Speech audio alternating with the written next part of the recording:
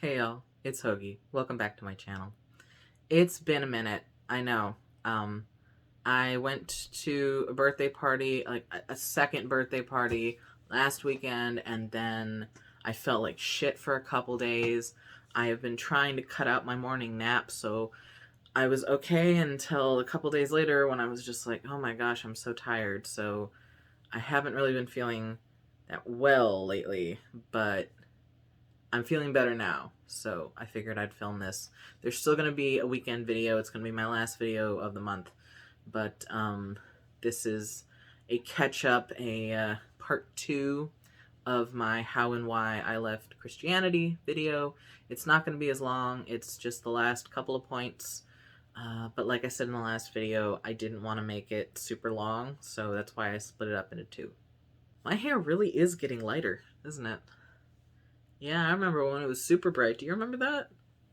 It is very pastel now. I just got out of the shower, which is why my hair looks the way that it does. Anyway, let's get into it. So at the end of my last video, I had talked about how I came out to my parents as an atheist and how they took it. My mom cried. My mom was a basket case. My dad really didn't say much. He kind of withdrew. He was really hard to read. He's been hard to read for a while. He ever since I was like a teenager, I could never really figure out what he was thinking unless he explicitly said it. So that was kind of par for the course for him, but my mom really took it badly, and that kind of never went away over the last few years of her life. She was a lot more chill with me. I think she had like decided that I was going to go to heaven anyway, so it didn't matter. But those first few years, those first like 5 years, it was a lot. My my mom gave me books. She showed me the Dawkins Delusion, the multiple apologist books, and like I skimmed a few of them, but other ones I was just like, I'm not gonna read that, Mom. You're not gonna read the God Delusion. I'm not gonna read the Dawkins Delusion. You know, it's not. It. it I'm not gonna read it. I don't need to be told that God is real. I don't need to be told that Christianity is correct when I've already done my research and I've already read the literature and I've already been in the community, and I don't need that. I'm not going to read that. And she didn't take that well. And there was a time, a couple months after I came out as an atheist, I had dropped out of school. I mentioned this in my bipolar video and I think the OCD video, that I had dropped out of school for a couple semesters, and I was feeling very lonely. I had made friends at the Gay Straight Alliance club that I was a part of, but I still felt really isolated, and I cried about it, and I cried about it in front of her. And she had the audacity to say, "Oh, honey, I wish that you believed in Jesus, because then he could be there for you and he could make you feel better and he could be your friend." And I was just like, Mother, I want human connection. I don't want to pray to a deity. I don't want someone talking in my head. I want to be around people. I want that human connection. I want to hug people. I want to have two-way conversations with people that aren't like superficial, and it never appealed to me. Just the idea never appealed to me. And my mom was just like using my depression as a tool to get me to go back to Christianity, which I hadn't even been a Christian for 10 years. But she didn't know that.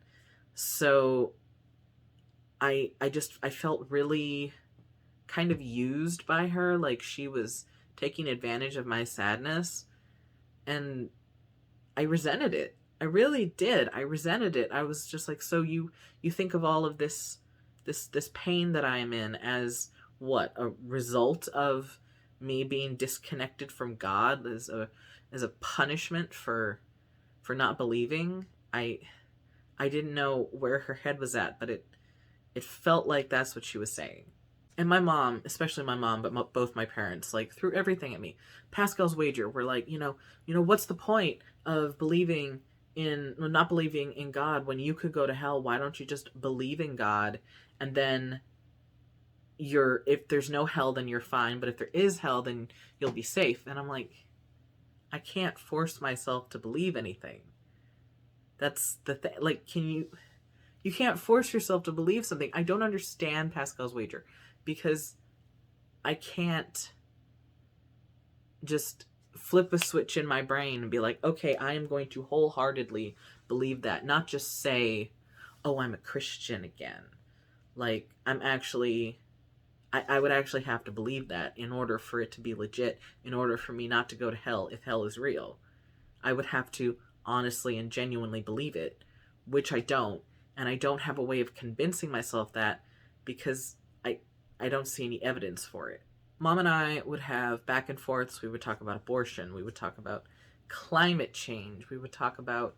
She was chill with queer stuff, but like every other topic that was religious contention, she and I butted heads about, like Republican things and not just Christian things, but like climate change is what really got to me. It was just like, what does that have to do with Christianity? What does that have to do with religion? It's just the science showing that this is what's happening.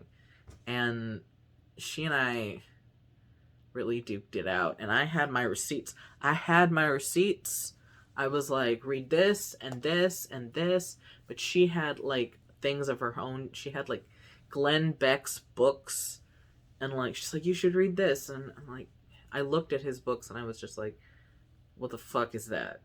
So I love my mom. And I know my mom loved me, but she really did a shitty job of showing it.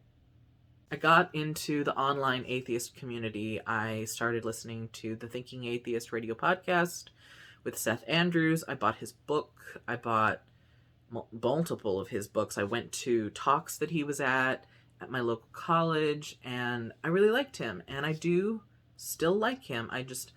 I'm not in the atheist community anymore, not just because I'm a pagan, but because it's a bunch of white guys, straight, cis white guys, some of them very old, and they have this one narrow viewpoint of the world, and they're Christian atheists. They were brought up Christian and then became atheists, and they have this preconceived worldview of like all religion is like Christianity, or the morals and the beliefs of the general populace of a Christian society.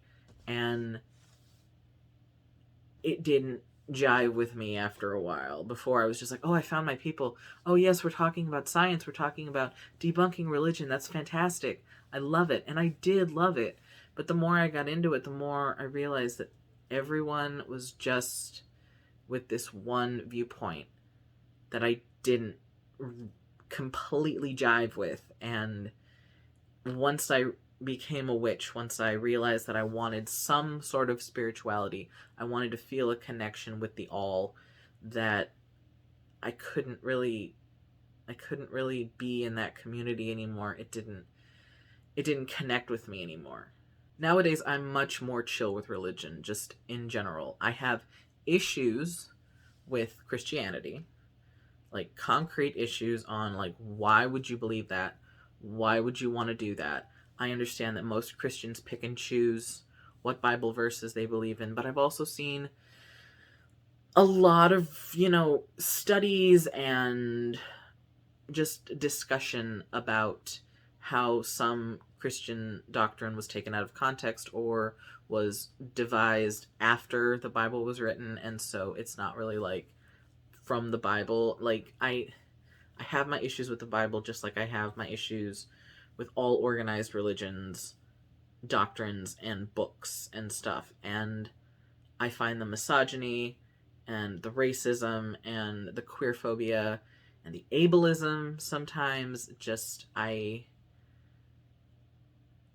I'm not, oh, just let's just coexist. Let's just, you can do whatever you want as a religious person, and I have no recourse to complain about it. Like, I have plenty of reason to complain about it.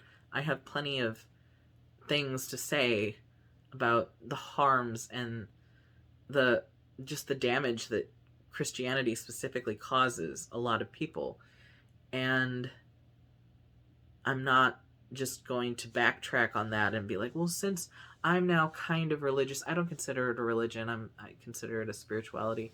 I'm not Wicca or anything, and I I still identify a lot with atheism as a pantheist because I don't believe in one sole higher power that cares about every single person, and if you don't follow their rules, you're gonna burn for eternity. I don't subscribe to that. I think that is a damaging concept. I think that if there were a higher power, that it wouldn't be so absolutely destructive and mean and do all that shitty stuff that happened in the Bible. So that's my current stance on it. And I kind of felt bad when I was exploring my spirituality, when I was like, I want something. I just feel this need to connect with the grand design and the all. And I had always kind of been more of a deist than a true Gnostic atheist, but I also didn't, vibe with any of the major religions.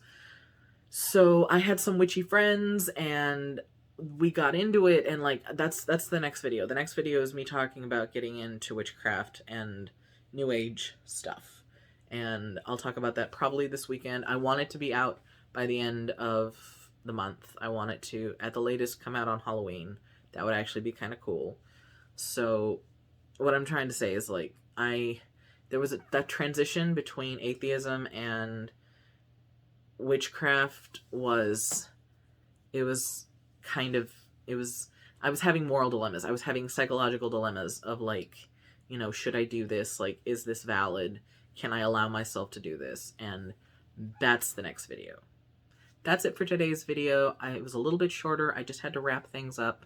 I hope you are cool with this being a two-parter. You're also cool about this coming out on Wednesday because I really was not a person for a little bit, and now I feel like a human, so I decided I might as well put it out now even though it's going to be late. Thank you for watching. If you enjoy my content, please consider liking, subscribing, and commenting. I do my best to put out a new video every week. I have a Twitter, if you're interested, at HoagieJ. I'm trying to make it more active. It's really, the last couple weeks it has not been because it's been a weird time. But yeah, please follow if you're interested. I'd love to talk with you guys. I hope you guys have a great day and a great week, and I will talk to you guys soon. Mwah.